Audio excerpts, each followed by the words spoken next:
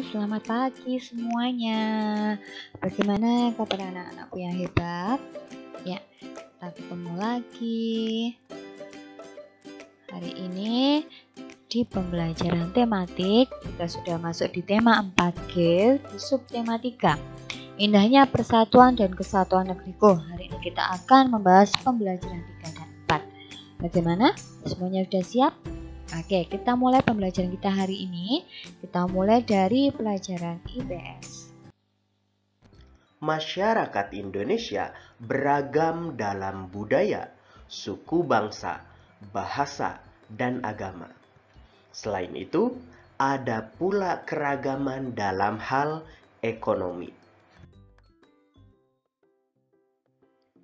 Kegiatan ekonomi masyarakat Indonesia meliputi 3 hal, yaitu produksi, kemudian distribusi, dan konsumsi. Apa itu produksi, distribusi, dan konsumsi? Produksi adalah kegiatan mengolah barang mentah menjadi barang jadi atau menjadi barang setengah jadi. Kemudian apa itu distribusi? Distribusi adalah kegiatan menyalurkan barang dari produsen kepada konsumen.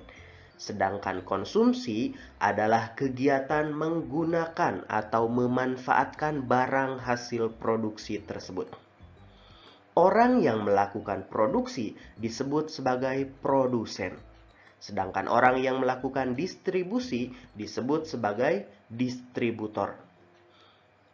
Lalu, orang yang melakukan konsumsi atau pelaku konsumsi disebut sebagai konsumen. Aktivitas ekonomi penduduk Indonesia disesuaikan dengan kondisi wilayah Indonesia. Sebagai negara kepulauan, wilayah Indonesia meliputi wilayah daratan dan perairan. Sehingga aktivitas ekonomi penduduk Indonesia ada yang memanfaatkan potensi alam di wilayah daratan dan ada juga yang memanfaatkan potensi alam di wilayah lautan atau perairan. Ada berbagai jenis aktivitas ekonomi yang dilakukan oleh masyarakat di Indonesia. Namun, secara umum aktivitas ekonomi tersebut bersumber pada 4 bidang ekonomi, yaitu bidang pertanian, kemudian bidang peternakan, bidang kehutanan, dan bidang perikanan. Kita bahas satu persatu mulai dari bidang pertanian. Wilayah Indonesia berada di antara lintang 6 derajat lintang utara sampai dengan 11 derajat lintang selatan. Posisi ini menyebabkan wilayah Indonesia beriklim tropis. Wilayah Indonesia mendapatkan banyak sinar matahari dan curah hujan sepanjang tahun. Kondisi ini sangat mendukung aktivitas pertanian. Aktivitas pertanian juga didukung tingkat kesuburan tanah yang tinggi karena pengaruh banyaknya gunung api. Ada 2 jenis pertanian yang dikembangkan di Indonesia. Yang pertama, pertanian lahan basah yang membutuhkan banyak air. Pertanian jenis ini dilakukan di sawah. Ada berbagai jenis sawah yang kita kenal. Ada yang disebut dengan sawah irigasi, yaitu sawah yang mengandalkan sistem perairan tetap dari irigasi. Kemudian ada juga sawah tada hujan yang mengandalkan air yang bersumber dari hujan. Yang ketiga ada sawah lebak, yaitu sawah yang sumber perairannya dari sungai. Yang kedua ada pertanian lahan kering. Pertanian ini membutuhkan sedikit air, misalnya ladang dan perkebunan. Berikutnya bidang peternakan. Di Indonesia, banyak aktivitas peternakan dikelola masyarakat atau badan usaha. Aktivitas tersebut berupa peternakan unggas, peternakan hewan kecil, dan peternakan hewan besar. Beragamnya aktivitas ini menyediakan hasil ternak melimpah. Selanjutnya, hasil ternak dapat dikonsumsi oleh masyarakat. Di Indonesia ada 3 jenis hewan yang dibudidayakan oleh masyarakat, yaitu yang pertama peternakan unggas, meliputi ayam, itik, burung, dan angsa. Yang kedua, peternakan hewan kecil, meliputi kelinci, kambing, dan domba. Ketiga, peternakan hewan besar, meliputi sapi, kerbau, dan kuda. Hasil dari peternakan tersebut meliputi telur, daging, susu, kulit, dan bulu. Tidak hanya untuk dikonsumsi masyarakat, hasil peternakan juga dapat diolah menjadi berbagai kerajinan. Kerajinan dari hasil peternakan tersebut misalnya tas, sepatu, sandal, jaket, sarung tangan, dan shuttlecock atau bola pada permainan bulu tangkis. Selanjutnya, bidang perikanan. Sekitar 2/3 luas wilayah Indonesia berupa perairan. Fakta inilah yang menjadikan Indonesia dikenal dengan sebutan negara maritim. Luasnya wilayah perairan Indonesia menyimpan potensi kekayaan alam melimpah. Potensi ini dimanfaatkan masyarakat untuk mengembangkan aktivitas perikanan. Namun, aktivitas perikanan ini masih dilakukan secara tradisional. Di Indonesia ada 2 jenis aktivitas perikanan yang dilakukan oleh masyarakat. Mulai dari perikanan tangkap yang dilakukan dengan menangkap ikan dari laut, kemudian yang kedua, perikanan budidaya, yaitu dilakukan dengan membudidayakan ikan, baik yang dilakukan di darat seperti di kolam, di sungai, di sawah maupun di waduk atau bendungan, maupun yang dilakukan di pesisir pantai secara tambak. Jenis ikan yang dihasilkan dari perikanan tangkap antara lain ikan tuna, ikan layang, ikan tongkol, cumi-cumi, kerang, rajungan, dan ikan laut lainnya. Sedangkan jenis ikan yang dihasilkan dari perikanan budidaya di daratan seperti mujair, lele, dan patin. Kemudian, ikan hasil budidaya di air payau atau di pesisir pantai antara lain adalah ikan bandeng.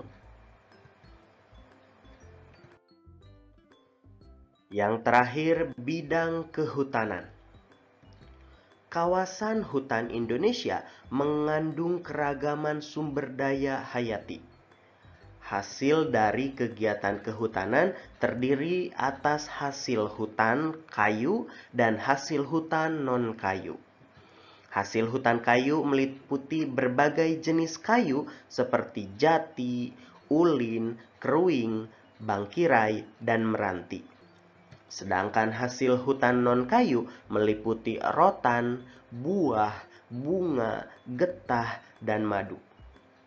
Fungsi lain hutan adalah sebagai penyimpan cadangan air tanah, penyeimbang iklim, serta tempat habitat flora dan fauna.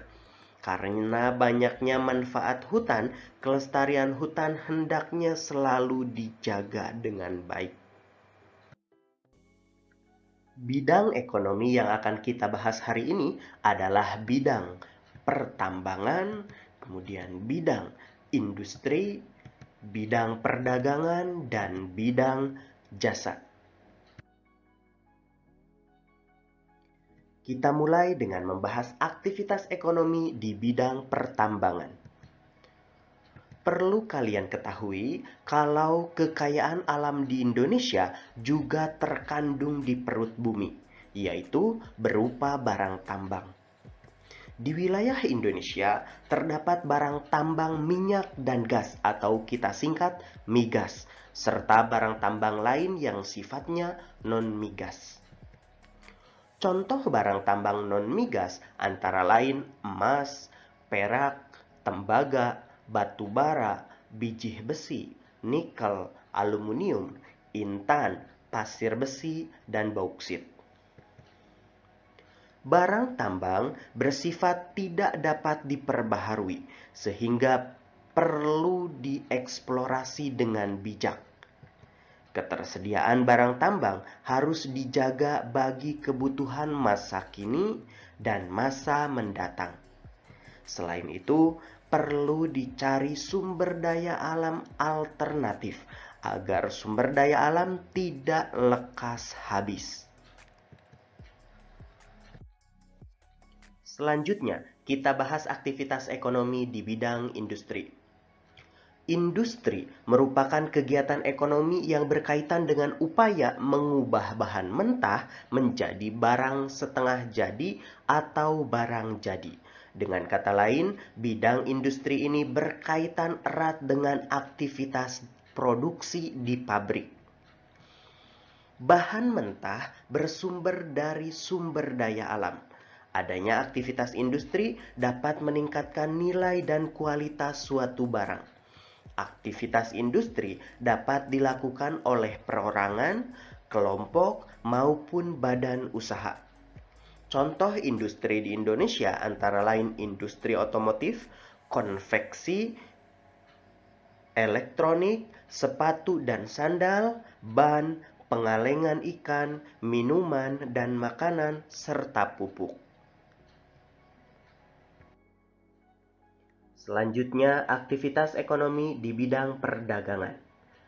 Anak-anak pintar, potensi alam tiap-tiap daerah di Indonesia berbeda-beda. Akibatnya, tidak setiap daerah mampu menghasilkan barang yang dibutuhkan masyarakat setempat.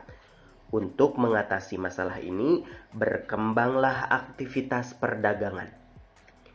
Aktivitas ini dilakukan masyarakat untuk menyalurkan barang dan atau jasa dari produsen ke konsumen.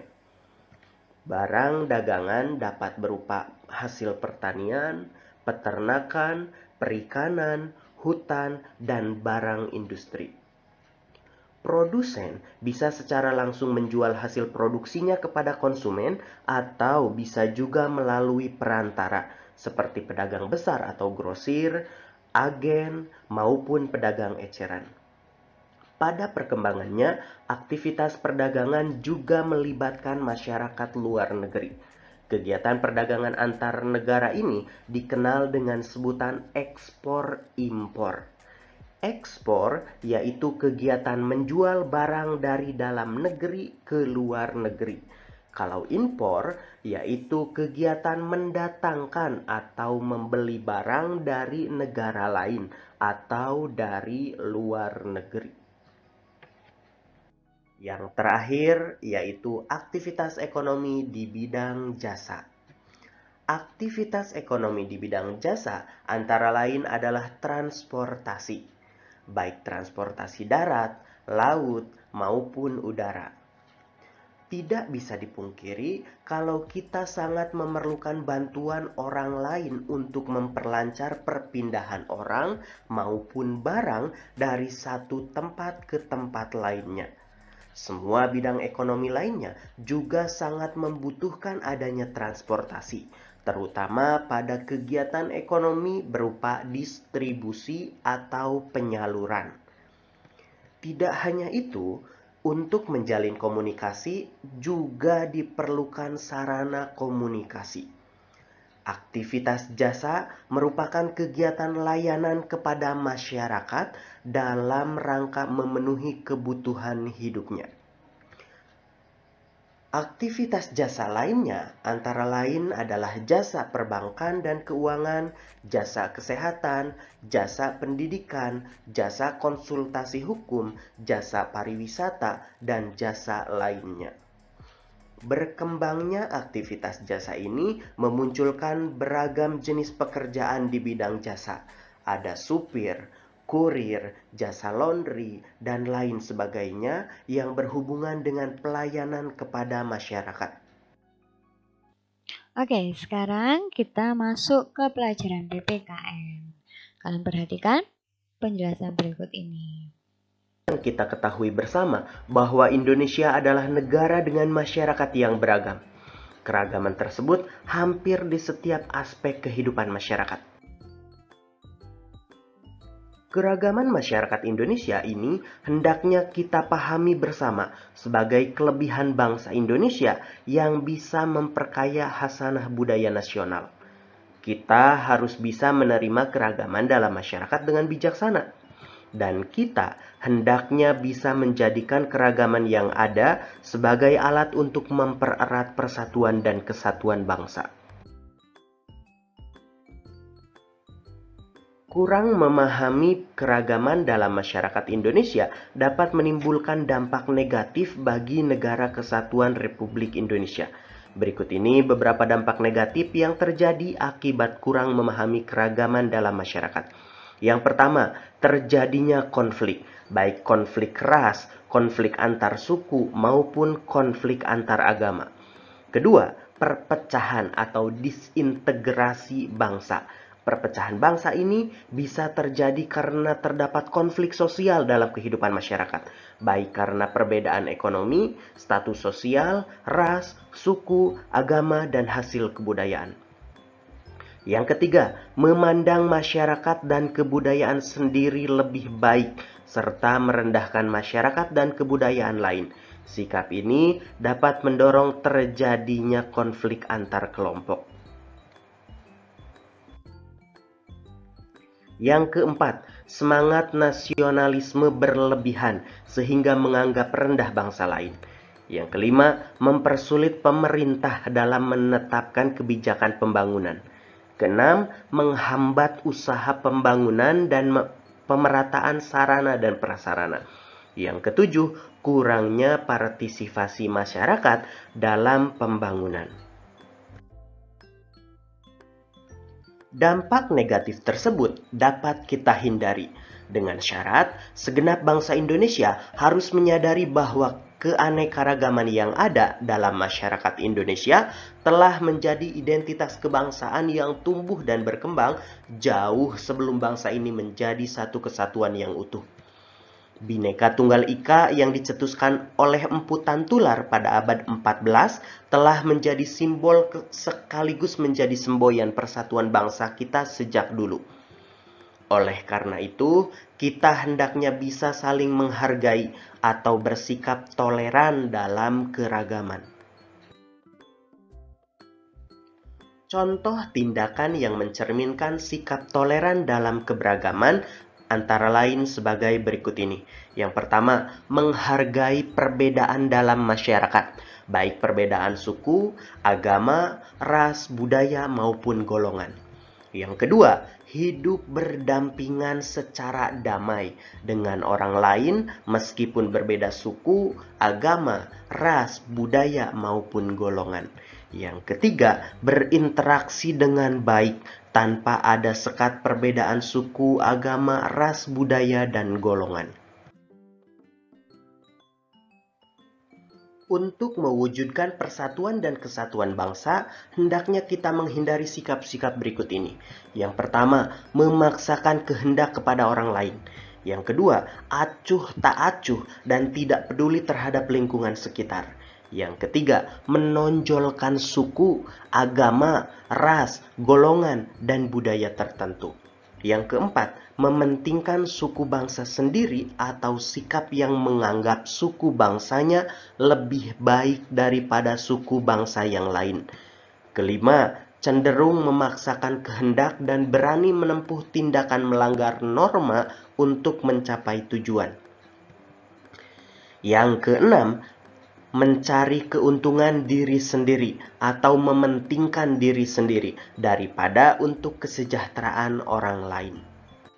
Setiap daerah dalam wilayah Indonesia mempunyai adat istiadat dan budaya daerah yang khas. Setiap warga masyarakat, termasuk kita, hendaknya bisa menunjukkan sikap toleransi terhadap keragaman dalam masyarakat. Sikap toleransi dalam masyarakat akan mewujudkan kehidupan yang damai. Bagaimanakah bentuk tindakan toleransi terhadap keragaman yang bisa kita lakukan? Toleransi berasal dari bahasa Latin yaitu tolerer, yang artinya dengan sabar membiarkan sesuatu. Toleransi dapat diartikan sebagai perilaku terbuka yang menghargai segala perbedaan yang ada dengan sesama manusia. Bersikap toleransi berarti bersikap sabar, menahan diri, serta menghargai dan berhati lapang terhadap orang-orang yang memiliki perbedaan pendapat.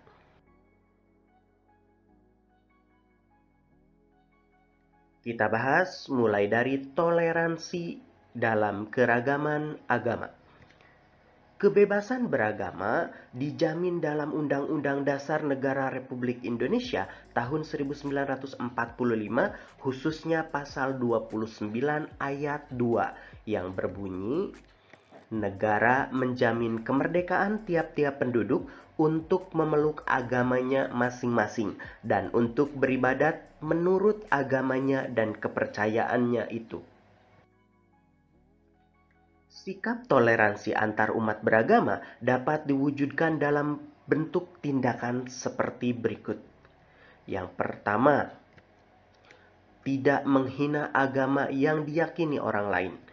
Kemudian, tidak memaksakan agama kepada orang lain. Menghormati agama yang diyakini oleh orang lain. Selanjutnya, beribadah dengan baik sesuai ajaran agama yang dianut. Kemudian, hormat menghormati dan saling bekerja sama antar umat beragama. Yang keenam, memberi kesempatan kepada pemeluk agama lain untuk beribadah. Yang ketujuh, menjaga kerukunan antar umat beragama, intern umat beragama, dan antar umat beragama dengan pemerintah. Selanjutnya, toleransi dalam keragaman suku dan ras. Masyarakat Indonesia terdiri atas beragam suku dan ras. Tiap-tiap suku bangsa mempunyai ciri khas yang membedakan dengan suku bangsa yang lain.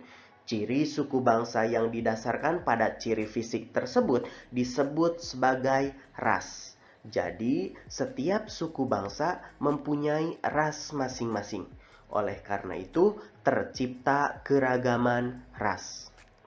Sikap toleran dalam keragaman suku dan ras dapat kita tunjukkan dalam bentuk sikap dan perilaku baik kepada siapapun tanpa membedakan suku dan ras manapun. Selain itu, kita senantiasa menghargai dan menghormati harkat dan martabat setiap manusia dengan mengembangkan semangat persaudaraan dan menjunjung nilai-nilai kemanusiaan.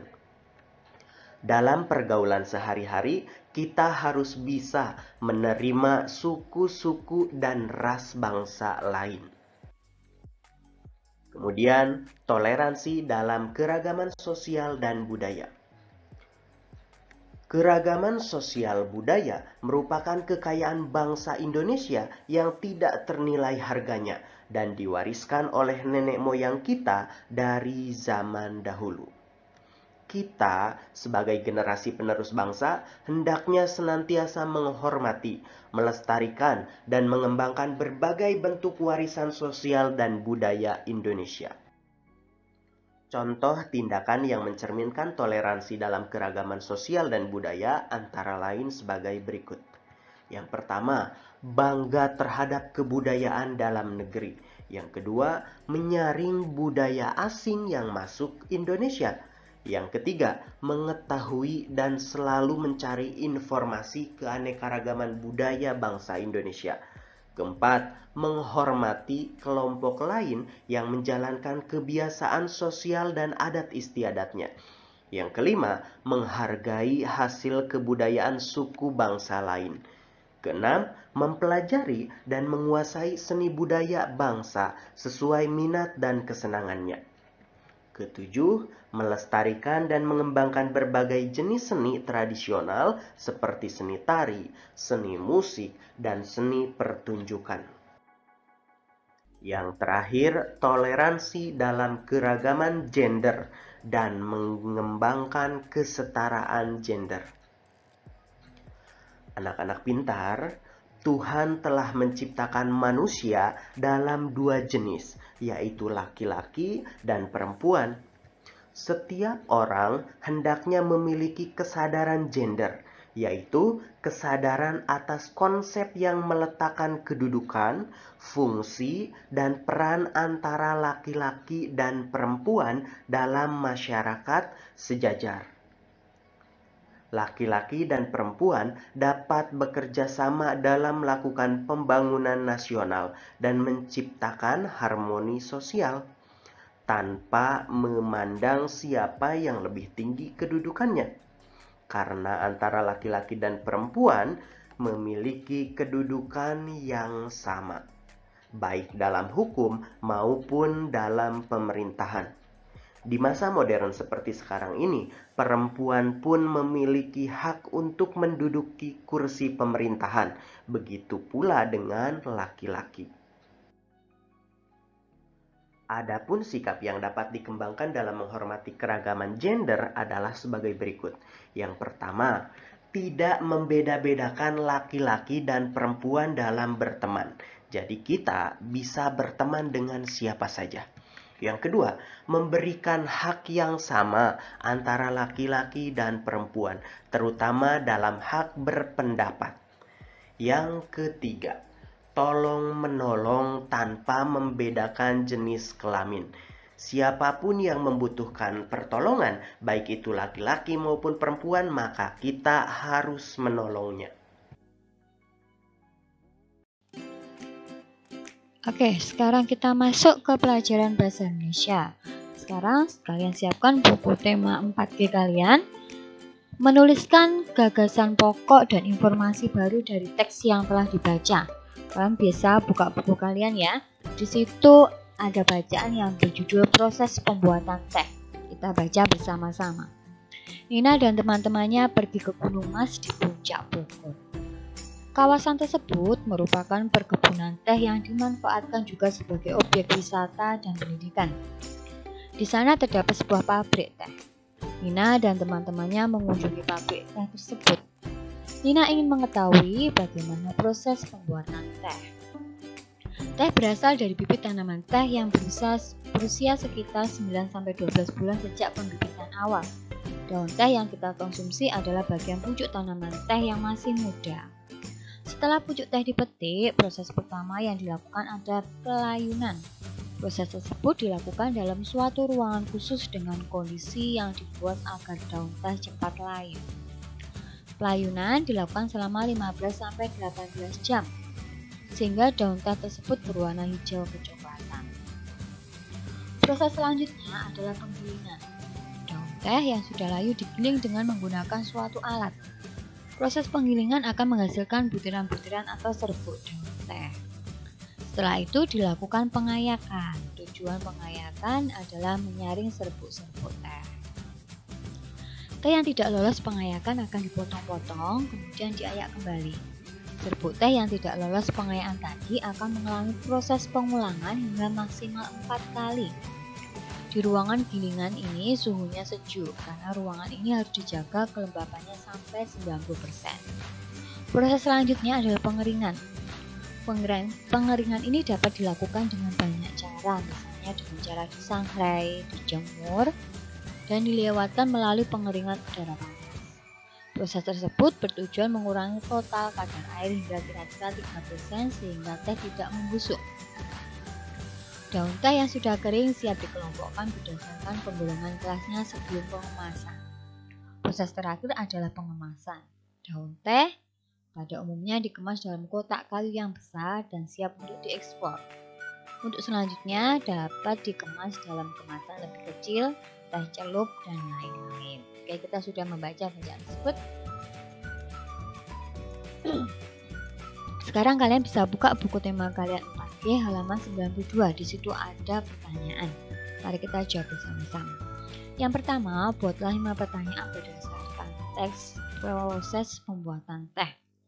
Di sini Debbie bikin 5 pertanyaan. Yang pertama, di daerah mana terdapat kawasan yang merupakan perkebunan teh yang dimanfaatkan sebagai objek wisata dan pendidikan? Yang kedua, bagaimana proses pembuatan teh? Yang ketiga, apa tujuan dari proses penggilingan daun teh? Yang keempat, bagian dari tanaman teh mana yang biasanya kita konsumsi. Dan yang terakhir, bagaimana proses terakhir dari pembuatan teh. Oke, pertanyaan ini adalah pertanyaan yang berdasarkan teks, jadi ada di dalam teks. Pertanyaan kedua, carilah 5 kosakata baru beserta maknanya, lalu buatlah kalimat baru menggunakan kosakata tersebut. Di sini bisa ditemukan 5 kosakata baru. Yang pertama, pabrik. Maknanya bangunan dengan perlengkapan mesin, tempat membuat barang tertentu dalam jumlah besar untuk diperdagangkan. Kalimatnya, daerah Puncak Bogor terdapat pabrik pembuatan teh. Ya. Yang kedua, kosakata barunya konsumsi. Maknanya pemakai barang hasil produksi. Kalimatnya, bagian daun teh yang kita konsumsi adalah pucuk daun. Kosakata ketiga, objek wisata. Maknanya keadaan alam yang mempunyai daya tarik untuk dikunjungi wisatawan. Kalimatnya, perkebunan teh di daerah Puncak Bogor dimanfaatkan sebagai objek wisata. Kosakata yang keempat, kadar. Maknanya nilai. Kalimatnya, proses pengeringan teh bertujuan mengurangi kadar air agar teh tidak membusuk. Dan kosakata kelima, ekspor. Maknanya pengiriman barang dagangan ke luar negeri. Kalimatnya, teh hasil buatan pabrik ini diekspor sampai ke luar negeri. Oke, sekarang pertanyaan ketiga, tuliskan gagasan pokok tiap paragraf dari teks tersebut. Dalam bacaan tersebut terdapat 6 paragraf. Paragraf yang pertama, yaitu Nina dan teman-temannya pergi ke Gunung Mas di Puncak Bogor untuk mengunjungi pabrik teh. Paragraf kedua, teh berasal dari bibit tanaman teh yang berusia sekitar 9-12 bulan sejak pembibitan awal. Paragraf ketiga, proses pembuatan teh selanjutnya adalah pengayaan dengan tujuan menyaring serbuk-serbuk teh. Paragraf keempat, teh yang tidak lolos pengayaan akan diayak kembali di ruang penggilingan. Paragraf kelima, proses pengeringan bertujuan mengurangi kadar air agar teh tidak membusuk. Dan paragraf keenam, proses terakhir adalah pengemasan yang siap diekspor. Sekarang kalian bisa buka buku tema kalian 4G halaman 95. Di situ ada sebuah bacaan, kalian bisa baca Bali dalam pesona keragaman. Silahkan membaca bacaan berikut ini.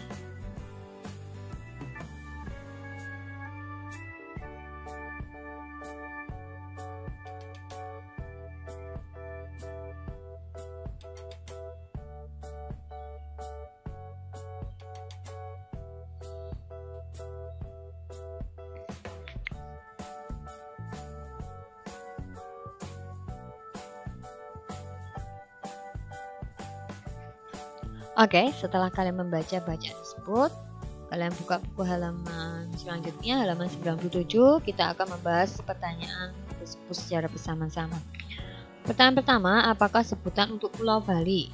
Ya, Pulau Dewata dan Pulau Seribu Pura. Pertanyaan kedua, menurutmu apakah kelebihan Bali sehingga menjadi tujuan wisata dunia? Menurut Miss Devi di sini, kelebihannya adalah keindahan alam, kesenian budayanya, dan keramah tamahan masyarakat Bali. Pertanyaan ketiga, apa saja aktivitas perekonomian di Bali? Ya, banyak masyarakat Bali itu melakukan aktivitas di sektor pariwisata. Ya, selain itu juga ada di sektor pertanian, perikanan, perdagangan, dan industri rumahan. Pertanyaan keempat, tuliskan gagasan pokok tiap paragraf dari bacaan tersebut. Di bacaan tersebut terdapat 3 paragraf. Paragraf pertama, gagasan pokoknya adalah Bali dikenal sebagai pulau yang menawarkan berbagai bentuk keunikan yang luar biasa. Paragraf kedua, masyarakat Bali memiliki beragam aktivitas ekonomi. Dan paragraf ketiga, mayoritas masyarakat Bali beragama Hindu, tetapi toleransi antar umat beragama sangat tinggi dan patut dijadikan contoh. Nah, itu adalah pertanyaan dan jawaban nomor 1-4. Selanjutnya, tugas kalian adalah mengerjakan nomor 5, yaitu buatlah ringkasan bacaan tersebut dengan kalimatmu sendiri. Oke, silakan mengerjakan ya untuk nomor 5. Jadi pelajaran ini sudah selesai ya. Semoga apa yang bisa disampaikan dalam video hari ini bisa bermanfaat buat kalian. Saya ucapkan terima kasih dan